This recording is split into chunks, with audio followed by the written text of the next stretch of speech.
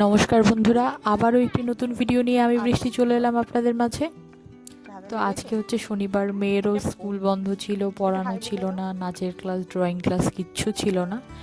তাই ভাবলাম আজকে ওকে নিয়েই যাই। আমি প্রত্যেক শনিবারে আমি যখন পারি, মানে প্রত্যেক শনিবারে হয়ে ওঠে না হয়তো বা, আমি চেষ্টা করি যাতে প্রত্যেক শনিবারে একটু মোমবাতি, তারপরে ধূপকাঠি এগুলো একটু ধরিয়ে একটু বাতাসে দিয়ে ঠাকুরকে প্রণাম করে আসতে পারি, একটু বাতাসা দক্ষিণা দিয়ে।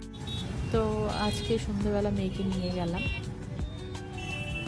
দেখো এই রাস্তায় কি পরিমাণের ভিড়, আর এই রাস্তায় প্রচুর পরিমাণের অ্যাক্সিডেন্ট হয়। এই রেল লাইনটা যে আছে ভীষণই মারাত্মক। যাই হোক, এই শনি মন্দিরে আমি কয়েক মাস যাবত আসছি।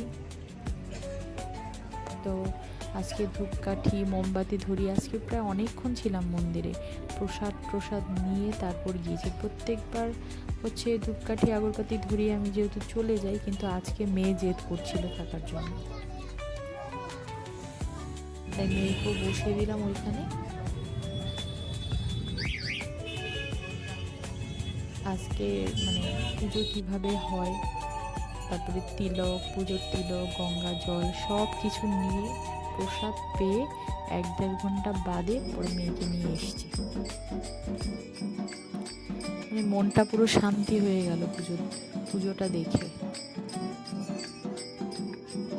আমার সত্যি কথা বলতে ওখান থেকে আজকে আসতেই মন চাইছিল না।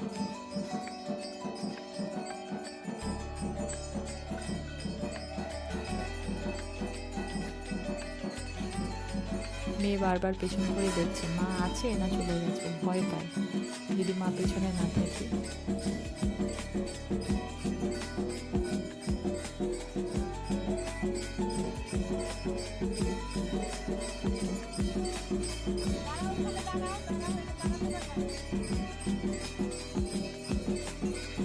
পুজো করার প্রায় শেষের দিকে ওর মধ্যে চলে গেল কারেন্ট। কি আর বলবো, একটা বয়স্ক লোক এসে জিজ্ঞেস করছে কারেন্ট কোথায়। তখন যে লোকটা সবসময় মন্দিরে থাকে সে বলছে কারেন্ট কোথায় তুমি জানো না, কারেন্ট কি আমার দায়িত্বে, আমি নিয়ে বসবো। যাই হোক, এখন প্রসাদ দেওয়ার সময় হয়ে গেছে, আমি প্রসাদ নিয়েছি। প্রসাদ নিয়ে বাড়ি চলে আসলাম। আর মিষ্টি আলুগুলো নষ্ট হচ্ছিল, ভাবলাম সেদ্ধ দিলে খাওয়া হয়ে যাবে। আর আজকে শনিবার, যেহেতু শনিবারে আমার একটু ছুটি থাকে, আমি আলু সেদ্ধ ভাত বসিয়ে দিই, কারণ পরের দিন টিফিন দেওয়ার কোনো ব্যাপার থাকে না, তাই আমারও কোনো চাপ থাকে না।